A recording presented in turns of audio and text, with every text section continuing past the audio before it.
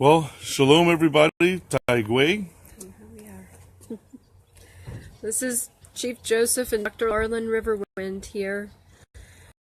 In grieving, in mourning for what has happened at Standing Rock.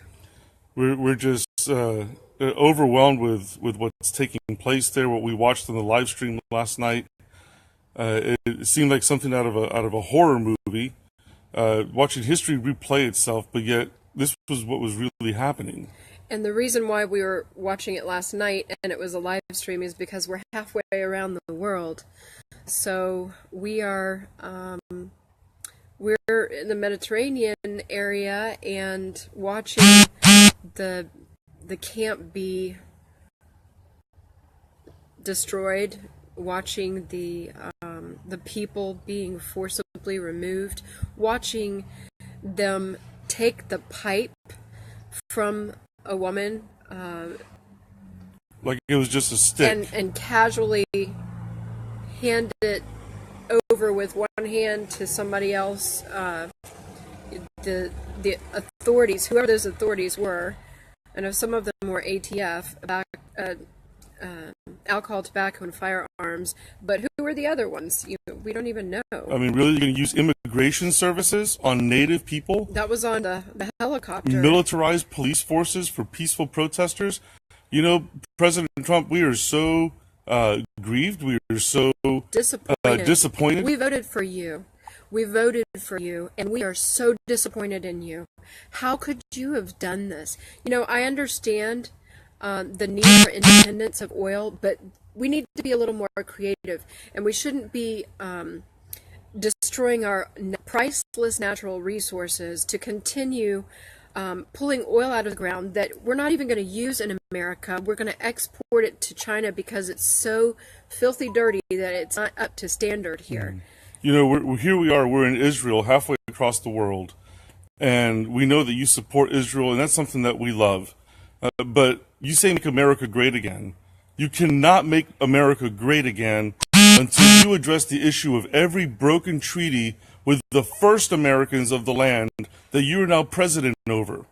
The fact that we haven't heard anything, we haven't heard a statement, we haven't heard anything from you as leader of the country about what's going on this reservation land. The Fort Laramie Treaty, that land the people were on, they have every legal right to be there. Just because Army Corps of Engineers took that land in the 1940s and took advantage of the fact that the Standing Rock Sioux did not have the financial resources to fight that is no excuse.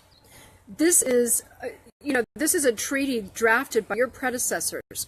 The presidents and the government of the land, the authority of the land, gave this after they had taken everything else from the Lakota people, after they had destroyed their natural resources, the buffalo, after they had demolished the people. And what do? You give them this little tiny fraction of what they did have, and then turn around and take that later.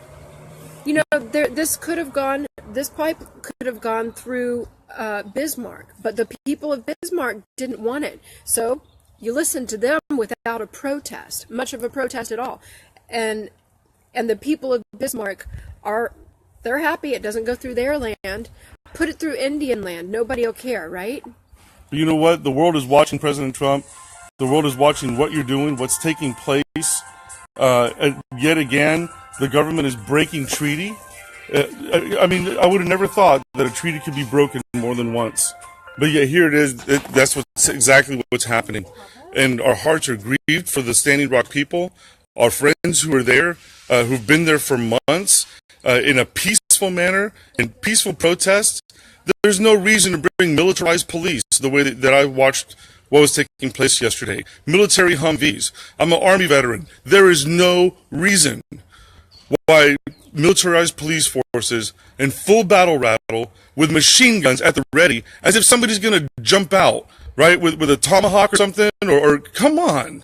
This was uncalled for, right? Uncalled for police brutality, uncalled for the way that the police were treating the people, right? Freedom of religion in America. Okay, let's do some history here. Okay, Native Americans were the last people to get freedom of religion in America. And yet, yesterday I watched as police were coming up and pointing guns, machine guns, into sweat lodges. All right, those are the prayer houses of the Native people. We watched as a police officer just took a pipe out of a pipe carrier's hand, like it was nothing, like it was just a stick. Right? There was no consciousness. There was nothing that of peace. It was all just here. We're the big bullies. We're going to come in. We're going to do what we want. We're going to take what we want. We're going to remove the people from this land, from land that this government, President Trump, that this government, your government, that you're now the leader of.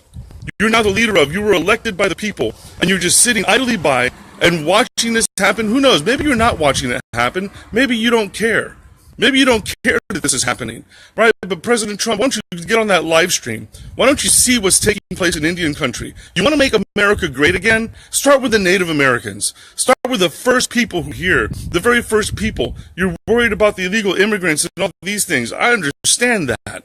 Okay, but you know, there's people within these borders that have been here on the land of America long before anybody else, long before your family immigrated to the land of Amikekia, of the land of Turtle Island, long before. You want to make America great again? Honor the treaties. Be the first president to say, you know what? If we're going to start with America, we're going to make America great. We're going to start with the indigenous people. We're going to start with the First Nations people. And we're going to begin by reversing every broken treaty that the government that you represent now, President Trump, the government you represent, we're going to start with every broken treaty. And you know what? Let's start with what's happening at Standing Rock. Yeah, I read how you divested your oil interests before the presidency. But then all of a sudden that switched again. I understand not being dependent on oil from Muslim countries. So we don't have to send our warriors, our men and women, to go fight for oil when we have plenty of options for alternative energy. But every broken treaty, why don't you be the first? Why don't you be the first to free Leonard Peltier? Why don't you be the first president who actually cares about the Native Americans, not just getting the Native vote? There's a lot of repair that needs to be done here. We're not gonna give up hope on you. We're not gonna let you go. We're not gonna discontinue praying for you. You need prayer, but you need to return to the understanding of that your word is your bond, and the fact that this government cannot be a great government, and this nation cannot be a great nation until it's as good as its word. Until we can count on what it says, until we know that it's not going to say one thing and turn around and do something else. This is that this nation won't be blinded by its own greed and lack of conviction. That the people are more important than the money. And that is what we need to hear from you. We understand that you're good at getting money. We understand that you could turn the economy of this nation around. But we want to know, do you care about the people, Mr. President? Do you care about the people of this nation? Do you care not just about the power that can be obtained by making this nation great again? Do you love the people? The very people that put you in office. You know, we were criticized for going to Standing Rock.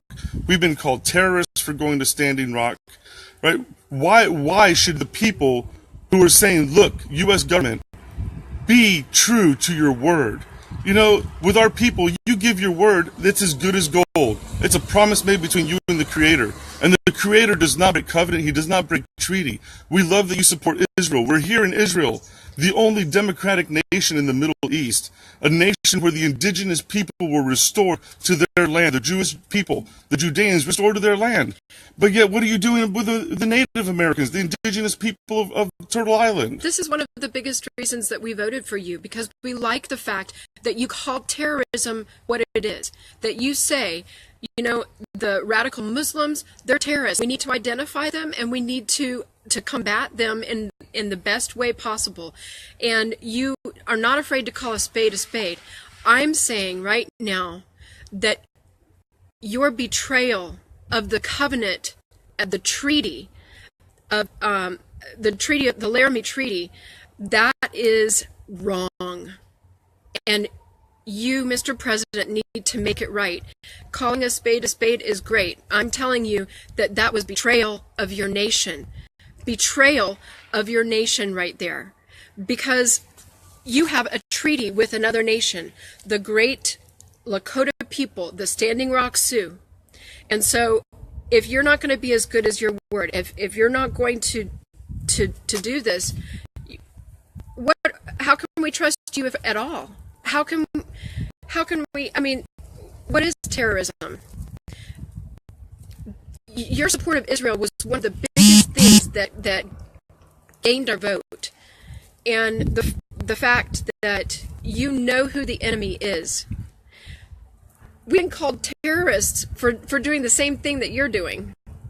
For saying the radical Muslims are terrorists. We're going to call it like it is. And when there's an attack, we want to know, was that a terrorist attack? We don't want it hidden from the news where we're trying to figure out, well, what color was the person's hair and eyes? Could they have possibly been? I don't want to try to do that. We want to know, is this a terrorist attack? And that's one of the things that we liked about you. You were willing to be so politically incorrect as to say, you know, we're going to let the American public know if there was a problem with a terrorist attack. We're going to let them know it wasn't some random crazy person. It was a person with a mission. And we appreciate that. We need you to do the right thing. We need to be able to trust you. Right. What are some of the actions? What are some of the acts of terrorism? Right. Coming in with force, coming in with weapons, coming in and to a people who are defenseless and destroying and throwing them to the ground and taking them out of their homes, destroying their places of worship. I can't believe that would ever think that we would have a police force. I was a military police officer. I was an MP. I would have been the one on that other side of that shield, on the other side of that baton, on the other side of that helmet. And it just grieves me to think that I'm sitting here watching other military police officers, my comrades in arms, these new generations, doing these things, doing the very things that many people, define terrorism. I watched it last night, and I can't believe that I'm even thinking that. But I watched it happen last night as people were being taken out of their places, their rightful places, right? People being taken out of their ceremonial places, people having their sacred items disregarded and tossed about as if they were nothing. But what does it matter, right? We're, 1% of the American population? How much is that really going to sway a vote? Is that the way that you think? Or can you think that there's a foundation there? There's a foundation of we as the First Nations, we're the foundation people. And America, you're breaking our hearts again. This is not a hurt that happened 200 years ago with the removal of the people, the Trail of Tears, the stealing of land. Wounded This Knee, is again Black Kettle Massacre. Can it stop now? I thought that public opinion had swayed a little bit in our favor. But when I watched the live stream and I saw the horrific things that people were saying about Native people and about the water protectors, you know, you try to drink water with oil in it. You try to drink. Do you realize what the sicknesses in your body are coming from? You're just going to continue it on. The people didn't live in these ways hundreds and hundreds of years ago. These are new diseases cropping up. Epidemics of cancer. And President Trump, you have the resources, you have the financial know-how, you have the business contacts to turn the energy industry upside down and on its head. You want to make America great again? How about if we don't have an electric bill? How about if each household can save a couple $100 a month, that it could put into savings, that it could put into investments, that it could put into its children, making ends meet. If we don't have to pay electric, what about gas for our car? How much money do we spend in gas? What if we had solar-powered cars? What if we had more electric cars? What if there are better ways? The technology for alternative energy is outstanding. That's out there. Right? Be the first president to really care about the environment, to truly care about the earth, right? To truly care about the future generations, not just how much money you can put in your pocket, Yes, you were in a position of power. You were placed there by so many people that voted for you. Eisenhower changed this nation by putting an infrastructure of roads throughout America that really changed the way that America could transport its goods.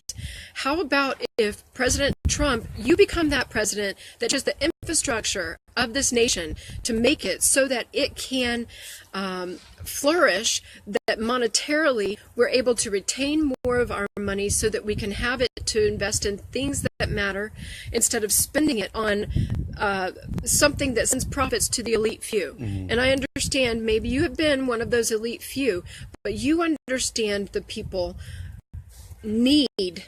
This is what's going to make America great again. It's a new kind of great. It's a different kind that we could pave the way among the nations for energy reform. A land is cursed when treaties are broken. A land is cursed, and a nation is cursed when covenants are broken. And it's not cursed by us. It's not cursed by Native people. This is a principle. This is a principle from God that when boundary stones are moved, when you move the boundary stones of your neighbor, there is a punishment that comes with that. So, President Trump, we challenge you. We challenge you as First Nations. We challenge you to be the first president. It's not too late. It's not too late. You can still do something. You can still change things. You can still make a difference. You can still make America great again by starting with Native America. Right? Our kids have the highest suicide rate compared to every other kid out there. Our children and the teenagers on the reservation suffer the most abuse, sexual molestation, physical abuse, domestic violence, things that didn't exist among our people. You can change all this. Even in spite of all this, in spite of our homelands being taken away, in spite of our language and the cultural assimilation, our people, Native people, First Nations people have the highest volunteer ratio for military service in the U.S. military. Does that not count for something, President Trump? And it's not just about the 1% of the population, the Native people who care about this. There are across racial divides. This has been an issue that has united the people, that we are trying to be caretakers of the land that Creator has given us, that we're trying to be good stewards of what we have. You need us. You need us to remind you that you're not always going to have clean water if you don't make efforts to do something about it. You're not always going to have good land to bring up good crops. You need us the same way that we need you, and we need to work together. It's not too late to make delegations, to talk about these things together, and to come to a good conclusion, come to some sort of agreement again that includes keeping the word of the treaty. And that's what we ask of you. Let's come to the table and talk. We guarantee you, when the U.S. government begins to honor the treaties, every treaty that was broken with the First Nations tribe, that is your key to making America great again. Not just creating jobs, not the border walls, not all these other issues that the news is talking about. You want to get to the core of make America great again? Honor the treaties. Honor the treaties, President Trump. You are in a position where you can reverse centuries of damage, not just to the Native people, but to the very fabric of American society. You want to see America become great again? Honor the broken treaties and start with Standing Rock. Make a stand for what's right and for what's righteous in the face of the world, because this small 1% of the American population, the world is watching, President